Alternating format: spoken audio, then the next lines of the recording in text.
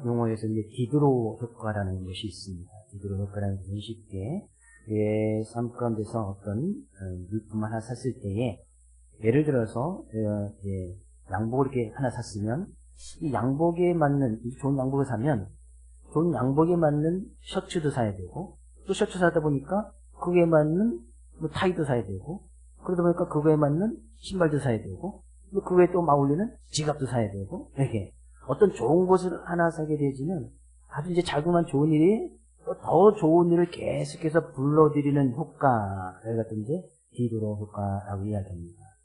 올 한 해 우리가 신년 첫 주일을 하나님께 기쁨과 감사로 드려짐으로 인해서 이 기쁨 감사의 예배의 모습을 통해서 더욱더 기쁘고 즐거운 일들이 계속해서 삶 가운데 많이 일어날 수 있기를 먼저 주의 이름으로 축복을 드립니다. 대답 좀 하시죠. 제가 올해 시작하면서 설교를 어떻게 말씀을 잘 나눌까 고민하다가 항상 뭐 저는 설교를 준비하면서 저 혼자 뭐 설교하는 것이 아니라 같이 말씀을 듣는 여러분들도 설교를 어떻게 듣긴 하지만 같이 말씀을 나누는 입장이잖아요. 같이 거기에 좀 호응을 해주셔야 여기는 너무나지 저도 이제 이렇게 막 하는 스타일도 아니고 해서 너무나 얌전하고 그러니까 기도도 너무 얌전한데 오늘 좀 예배 분위기라든지 기도의 스타일을 조금 이제 좀 바꿔보려고 합니다. 그래서 금요일 대신에 좀 더 소리를 높이고 하는 그런 시간을 좀 가져보려고 하는데 다시 한번 여러분 삶 가운데 올 한 해 기쁜 일들이 충만히 일어날 수 있기를 주의 이름으로 축복을 드립니다. 네. 성경에서는 이런 말씀이 있습니다. 전도서 10장 14절 말씀 가서 보니까요. 전도서 10장 14절 말씀 같이 한번 읽어보겠습니다. 형통한 날에는 기뻐하고 곤고한 날에는 되돌아보아라. 이 두 가지를 하나님이 병행하게 하사 사람이 그의 장래일을 능히 헤아려 알지 못하게 하셨느니라. 하나님께서 2025년을 허락해 주셨지만 올 한 해 우리의 삶 가운데 무슨 일이 일어날지는 아무도 모른단 말이죠. 우리가 계획하고 준비하지만 우리가 계획하고 준비한 것대로 다 이루어질지 안 이루어질지는 아무도 모른다는 거죠. 내일 무슨 일이 일어날지 아무도 모른단 말이죠. 근데 사람은 자꾸 이제 미래가 올 한 해 내일이 뭔가 성경에서 분명히 그것을 알지 못하게끔 하셨는데 그걸 자꾸 이제 알고 싶은 거예요. 내일이 무슨 일이 일어날지 알면 좋겠지요. 그런가요? 올 한 해 봄에 여름에 가을에 겨울에 무슨 일이 일어날지 미리 알면 좋을까요? 안 좋을까요? 네. 좋을 것 같지만 결코 좋지 않습니다. 그럼 이제 확실하게 여러분 알 수 있는 것은 밝혀드릴게요. 여기 계신 분들 다 100년 안에 다 죽습니다. 내가 죽음을 알고 살아간다는 것은 좋은 일은 아니에요. 만약에 우리가 봄에 죽는다, 좋을까요? 안 좋을까요? 별로 안 좋겠죠? 차라리 모르고 살아가는 게 낫지. 그런 의미에서 보면 미래를 하나님께서 알지 못하도록 하나님께서 우리의 삶 가운데 형통한 날 잘 되는 날이잖아요. 잘 되는 날도 허락해 주시고 어떤 날에는 곤고한 날도 허락해 주신다. 그런데 이 두 가지를 우리의 삶 가운데 늘 병행하게 해주셨단 말이죠. 어떤 때는 형통하고 어떤 때는 곤고하고. 그래서 하나님께서 형통한 날을 허락해 주시면 기뻐하면 되고 곤고한 날, 곤고하다 힘들고 어렵고 괴롭고 그런 날이 있으면 한번 되돌아보면 되고 한번 잘 생각해 보란 말이죠. 나의 삶을 한번 되돌아보란 말이죠. 올 한 해는 하나님께서 우리 모든 성도의 삶 가운데서 형통한 날이 곤고한 날보다는 형통한 날이 더 많이 허락해 주기를 주의 이름으로 축복을 드립니다. 행여나 작년에 곤고한 날이 많았다면 올해는 좀 기대해 보십시오. 하나님께서 이 두 가지를 병행하게 하신다고 하셨으니까 곤고한 날이 많았으면 올해는 좀 형통한 날이 더 많지 않을까? 근데 작년에 형통한 날이 많았다고 해서 또 이제 고민할 필요는 없습니다. 작년에 형통한 날이 많았으면 올해는 곤고한 날이 많을까? 아니고 작년에 형통한 날이 많았으니까 올해는 더 형통한 날이 더 많이 있기를 다시 한번 주의 이름으로 축복을 드립니다. 그래서 늘 기쁨과 즐거움이 하나님께서 허락해 주시면 기뻐하면 되는 거예요. 공고한 날에는 낭망하고 낙심하라고 이야기하지 않습니다. 공고한 날에는 되돌아보라는 거예요. 왜 이 어려움이, 이 문제가 내가 정말 해결할 수 있는 이 난관이 나의 삶 가운데서 오게 되어졌는가? 한번 좀 되돌아보라는 거예요. 나의 삶과 나의 믿음을. 되돌아보는 시간이지 그것 때문에 낭망하고 낙심할 일이 아니다.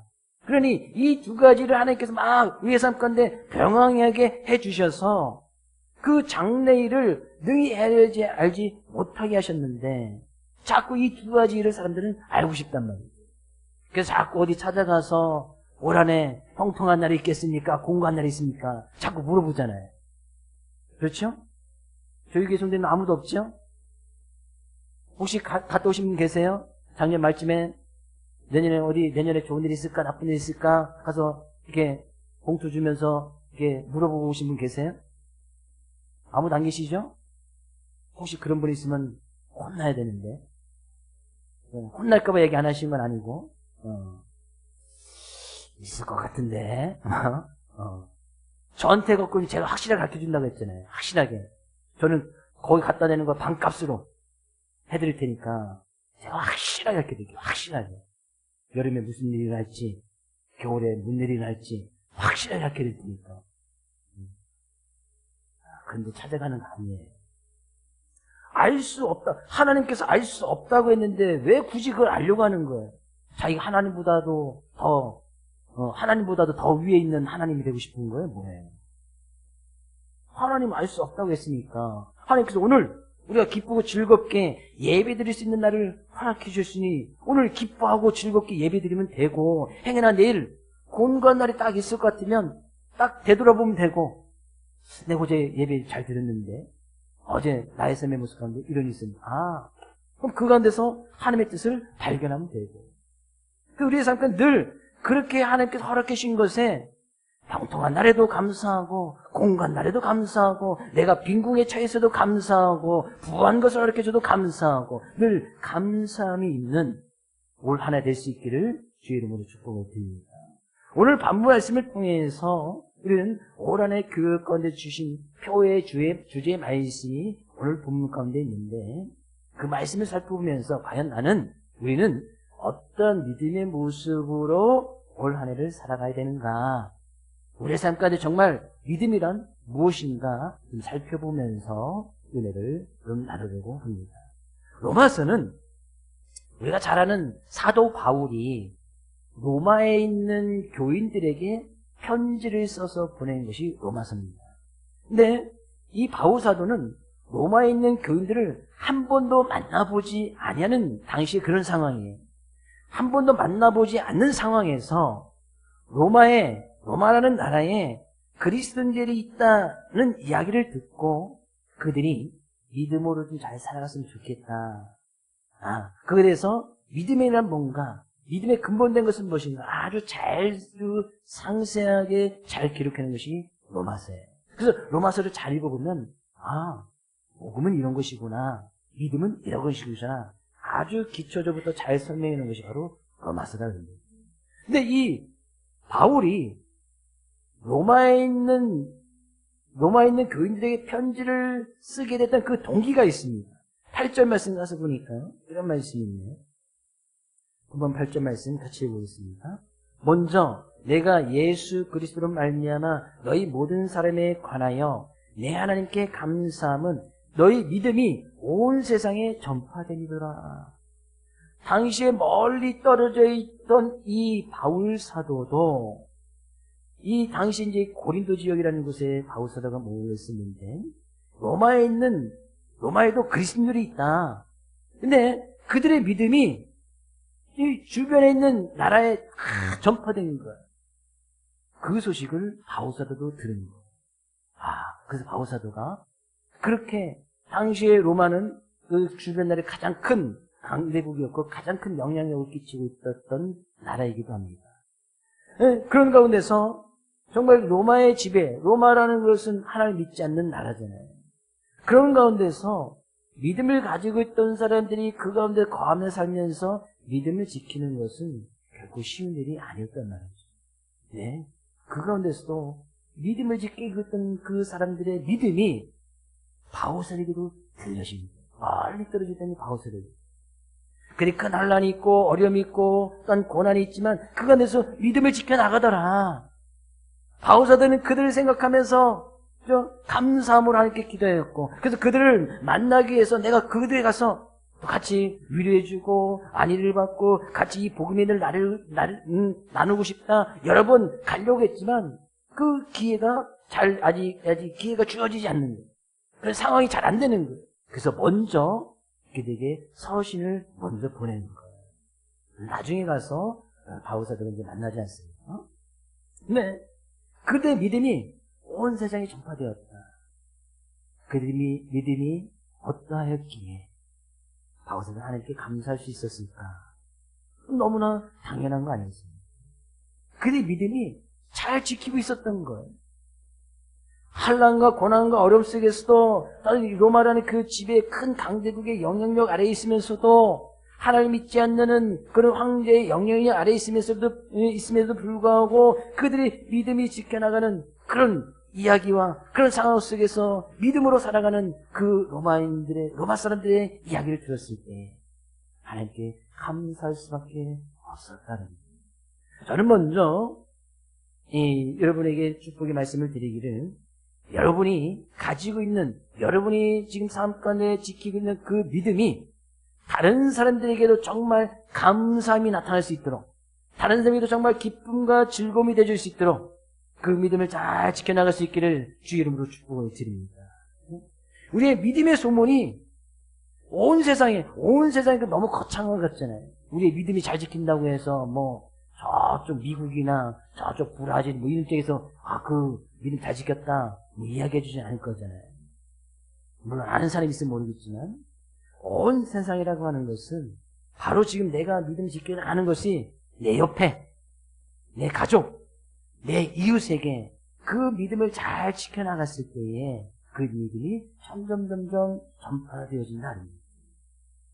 그래서 내가 지금 지키고 있는 이 믿음이 바로 옆에 있는 형제에게, 바로 옆에 있는 가족에게, 바로 옆에 있는 이웃에게 믿음이란 이런 것이구나 잘 보여줄 수 있기를 다시 한번 주의 이름으로 축복을 드립니다.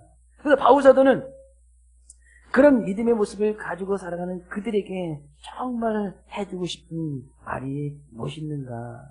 여러 번 가고자 했지만 가지 못했고 그런 상황 가운데서 그들에게 정말 해주고 싶었던 말씀이 바로 오늘 우리가 한 해 동안 표로 삼고 나가는 바로 그 말씀이에요. 17절 말씀 가서 보니까요. 복음에는 하나님의 의가 나타나서 믿음으로 믿음에 이르게 하나니 기록된 바 오직 의인은 믿음으로 말미암아 살리람과 같으니라. 기록되어졌다라는 것은 이미 성경의 다른 곳에 기록되어졌던 말씀을 바울사도가 인용했다 이런 이야기잖아요. 그럼 이 오직 의인은 믿음으로 말미암아 살리라 이 말씀이 어디에 기록되어졌느냐? 하박국서 2장 4절 말씀에 기록되어 있습니다. 같이 한번 읽어보겠습니다. 하박국 2장 4절 같이 한번 읽어보겠습니다. 보라, 그의 마음은 교만하여 그 속에서 정직하지 못하나 의인은 그의 믿음으로 말미암아 살리라.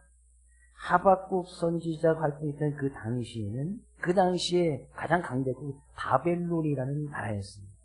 바벨론이라는 나라에 이 이스라엘 민족도 침범을 당하였고 거기에서 많은 사람들이 바벨론에 이제 포로로 끌려가기도 하고 또 나라가 그 바벨론의 영향력을 받으면서 그 가운데서 살았단 말이죠. 보라, 그의 마음은 교만했다. 여기서 그의 마음이라는 것은 바벨론의 나라를 이야기합니다. 그들이 하나님을 믿지 않던 나라 가운데서 이 막 주변의 강대국에서 믿는 사람들을 포로로 끌려가고 막 그들의 영향을 해석하면서 하나님 믿는 사람들을 괴롭히고 있었단 말이에요. 교만했다는 것은 그런 하나님을 인정하지 않고 하나님 믿는 사람들을 늘 핍박하고 괴롭혔단 말이에요. 근데 그런 상황 속에서 의인은 그의 믿음으로 말미암아 살 수 있다. 지금 어떻게 보면 그 당시의 상황과 지금 바울 사도가 로마에 있는 교인들에게 당하고 있는 그런 상황이 너무나 비슷합니다.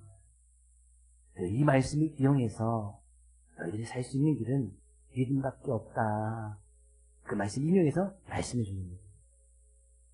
그러면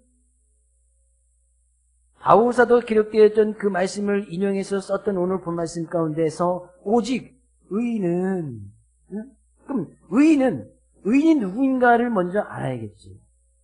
의인이신 분 하면 의인이 아니세요? 이 의인에 대해서는 제가 설명을 좀 드렸는데, 자, 17절 말씀이 이야기하지 않습니까? 복음에는 하나님의 의가 나타나서, 복음은 뭡니까? 복음은 예수 그리스도잖아요. 복음은 좋은 소식이잖아요. 정말 우리의 삶 가운데서 죄악 가운데서 죽을 수밖에 없는 우리를 구원해 주신 그런 하나님의 말씀이 곧 복음이잖아요. 그 복음의 실체는 예수 그리스도란 말이죠. 근데 예수 그리스도에는 하나님의 의가 있다. 그래서 사람들이, 하나님 믿지 않는 사람들이 일반적인 상식 수준에서 의라고 하는 것은 옳은 일을 행했거나 선한 일을 행하였거나 좀 더 의로운 행동을 하였을 때에 그런 사람들을 의라고 하고 의인이라고 칭합니다. 네, 그런 사람도 어느 삶의 일부분에서는 의인일 수 있지만 그의 삶 전체는 의인이 될 수가 없습니다. 여전히 그 사람들도 죄를 짓고 연약하고 부족한 모습이 있기 때문입니다. 그냥 사람들의 상식 수준에서 의로운 일을 해왔기 때문에 의인이라 칭하지 그 사람은 의인이 될 수 없어요. 근데 성경 가운데서 의라고 하는 것은 선한 일을 했기 때문에, 옳은 일을 했기 때문에, 의로운 행동을 했기 때문에 그 사람이 의인이다라고 이야기하지 않습니다. 의인은 복음 안에 예수 그리스도 안에 이 의라는 것이 있기 때문에, 그 의라는 것은 예수님께서 우리의 죄를 위해서 십자가를 지신 그 복음을 믿는 것이 곧 의란 말이죠. 근데 그 복음을 받아들이는 사람이 복음의 의가 있기 때문에 그 복음을 받아들인 그 사람을 성경은 의인이라 칭해주겠다는 얘기예요. 우리가 의인이 아니라서, 의인이라서가 아니라 복음 안에 있는 예수 그리스도 안에 있는 그 의가 우리 안에 있기 때문에 우리를 의인이라 칭해주겠다는 거예요. 예수 그리스도를 믿으신 분 아멘? 의인이신 분 아멘? 그럼 우리는 의인이다 그러는 거죠. 의인. 그러니까 오직 의인은, 그러니까 의인이 될 수 있는 유일한 방법은 복음 대신 예수 그리스도, 복음 안에 있는 예수 그리스도를 믿는 길밖에 없단 말이죠. 의인은 다르게 해서 의인이 될 수 없단 말이죠. 옳은 일을 많이 해야 의인이 될 수 있다면 우리는 옳은 일을 몇 가지 정도 해야 되나요? 선한 일을 많이 해야 의인이 될 수 있다면 우리 선한 일을 몇 가지 해야 돼? 그런 기준이 있습니까? 100가지를 선한 일 하면 그 사람을 의인이라 칭해주겠다. 그런 기준 없잖아요. 사람은 의인이 될 수가 없단 말이죠. 우리가 행하는 것으로는 세상에 그 어떤 사람도 그냥 그 사람이 다른 사람보다 조금 더 그런 의로운 일을 했기 때문에 그냥 같이 의인이다 이야기하지만 사람은 의인이 될 수가 없어요. 성경 가운데 의인은 그 의가 대신 예수 그리스도를 믿는 그 사람이 그냥 우리가 의인이다 칭해주겠다는 거예요. 죄가 있지만, 허물이 있지만, 부족함이 있지만 그 모든 것을 용서하고 받아주시는 예수 그리스도를 믿는 그 예수 그리스도 때문에 우리를 의인이다 불러주겠다는 거예요. 의인이신 분 다시 한번 아멘. 예수님 믿으신 분 아멘. 오직 의인이 될 수 있는 길은 예수 그리스도밖에 없습니다. 다른 길은 없습니다. 다른 길은 결코 없습니다. 성경에 분명히 얘기하지 않습니까? 오직 이 길 외에는 예수 그리스도밖에는 의인이 될 수 있는 길이 없다. 근데 그런 의인은 뭐예요? 오직 믿음으로. 그런 의인에게 필요한 것은 믿음이다라는 그런 뜻이에요. 의인은 믿음이 필요하다는 얘기죠. 믿음이 없이는 의인이 될 수가 없으니까. 근데 그런 오직 의인은 믿음이 필요한데 그 믿음으로 말미암아 의인은 살 수 있다 그런 얘기예요. 의인은 믿음이 필요하지만 그 믿음 때문에 의인은 살 수 있다. 그럼 살 수 있다는 것은 우리가 죽었다는 그런 의미잖아요. 이제 죽었기 때문에 우리는 그 믿음 때문에 살아간다는 의미.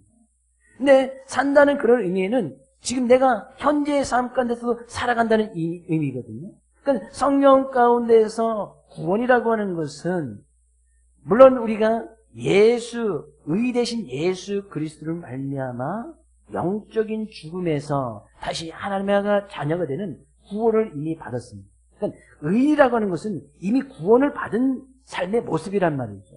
이미 예수 그리스도께서 십자가를 지심으로 말미암아 우리가 영적인 죽음에서 구원을 받았다. 이것도 구원이란 말이죠.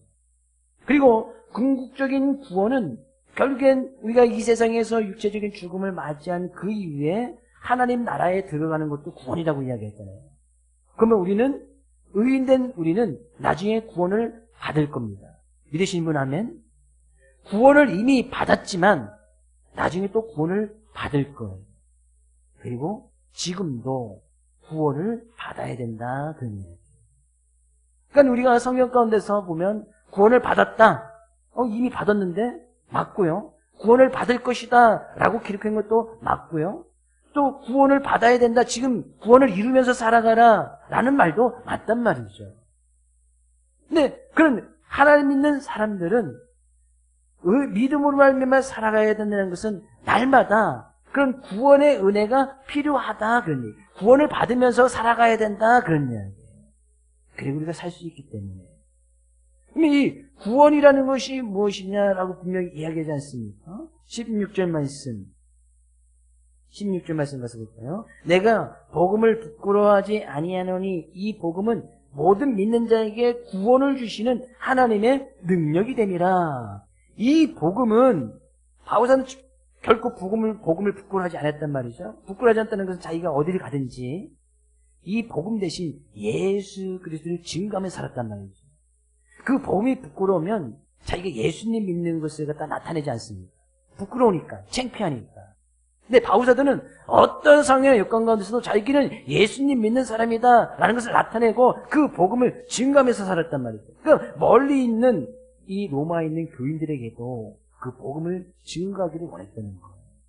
그래서 참다운 복음이 무엇인지, 믿음은 무엇인지, 예수 그리스도가 무엇인지, 그래서 로마서는 아주 자세하게 잘 기록해놓고 있습니다.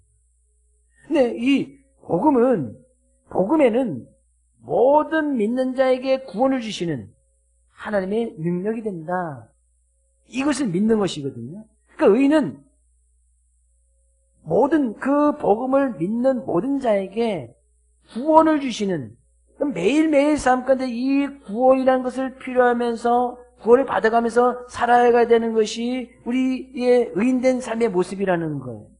근데 이것은 곧 하나님의 능력이 된다라고 이야기하고 있습니다. 그렇다는 것은 우리의 삶 가운데서 매일매일 구원이 필요한 삶을 살아가는, 구원을 이루면서 살아가야 되는데 그것은 하나님의 능력으로 말미암아 가능하다라는 그런 거예요. 우리의 삶을 살아가다 보면 우리의 힘과 능력을 대지하는 것이 너무나 많지 않습니까? 그때는 이제 구원이 필요한 상태입니다. 하나님께 거기서 건져주셔야 됩니다. 구원을 받았고 구원을 받을 것이지만 매일매일 삶 가운데서도 하나님의 능력의 손길로 말미암아 우리의 삶 가운데 우리의 삶을 이끌어 가시는 하나님의 능력이 매일매일 필요하다. 구원이 필요하다. 믿음이 그것을 믿어야 우리는 살 수 있다. 그런 얘기예요.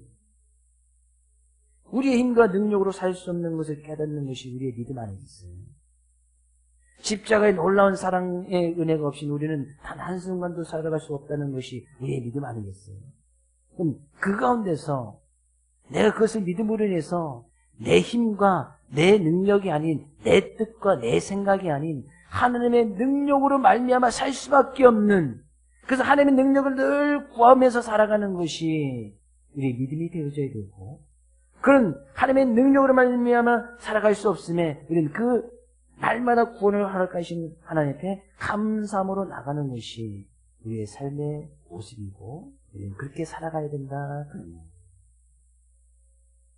날마다 우리는 구원이 필요합니다. 날마다 우리는 하나님의 능력이 필요합니다.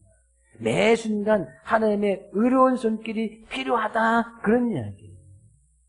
우리는 그것을 믿으면서 살아가야 된다는 거예요.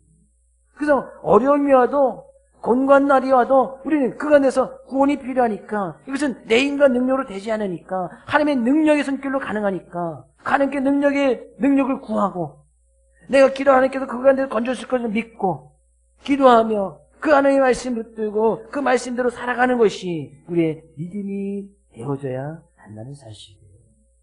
그래서 오직 의인이 살 수 있는 길은 믿음밖에 없고, 오직 의인은 하나님의 능력으로 살아갈 수밖에 없고, 오직 의인된 그 사람은 날마다 구원이 필요하고, 그래 우리는 그 구원의 은혜를 허락하시는 하나님의 능력을 구하고 우리는 그 하나님 앞에 감사함으로 살아가야 된다는 거예요. 원하네.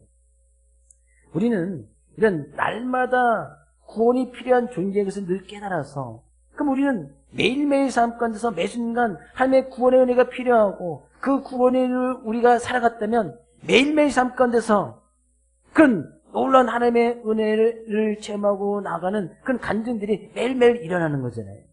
매일매일 체험할 수밖에 없단 말이죠. 매일매일, 날마다.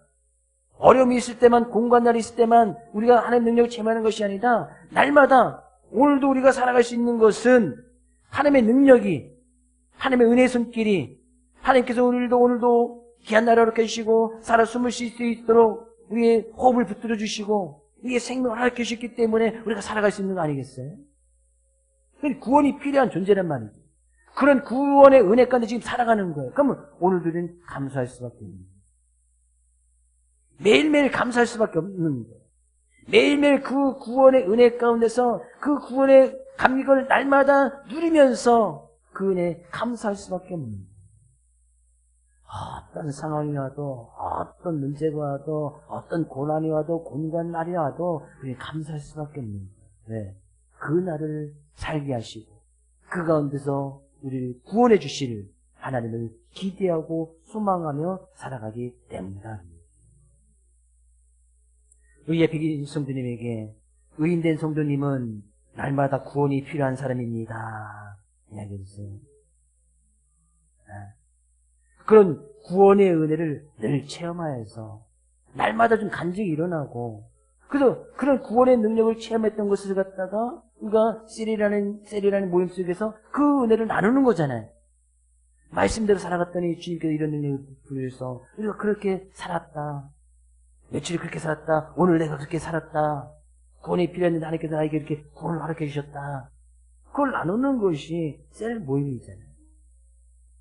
그런 은혜 속에 계속해서 나누다 보면 감사가 계속 넘쳐날 수밖에 없고, 그럼 우리는 그런 하나님한테 또 연약하고 부족하고 또 내맡기고, 오직 의인은 믿음으로 살 수밖에 없구나. 내가 지금 믿음으로 살아가고 있구나. 그것이 우리의 믿음이란 말이에요. 내가 하나님의 능력으로 살아갈 수밖에 없다고 나가는 것이 우리의 믿음이란 말이죠. 그럼 그 믿음을 지켜나가면 그 믿음의 소문은 퍼져나갈 수밖에 없는 거예요. 저런 상황 가운데서도 그 믿음을 지켜나가는구나. 저런 상황 가운데 기쁨과 즐거움과 하나님께 예배드리는구나. 저런 상황 가운데도 하나님의 능력의 손길을 구하고 자신의 힘과 능력을 의지하지 아니하고 하나님의 능력을 구하고 나가는구나. 믿음의 소문, 우리 가정 가운데 이웃 가운데 두루 퍼짐으로 해서 올 한 해 믿음의 주 되시고 온전히 계신 그 예수를 온전히 바라보므로 인하여서 날마다 구원의 은혜를 체험하고 그 은혜에 감격함으로 해서 감사가 차고 넘쳐나는 이 모든 성도님 될 수 있기를 주의 이름으로 축복을 드립니다.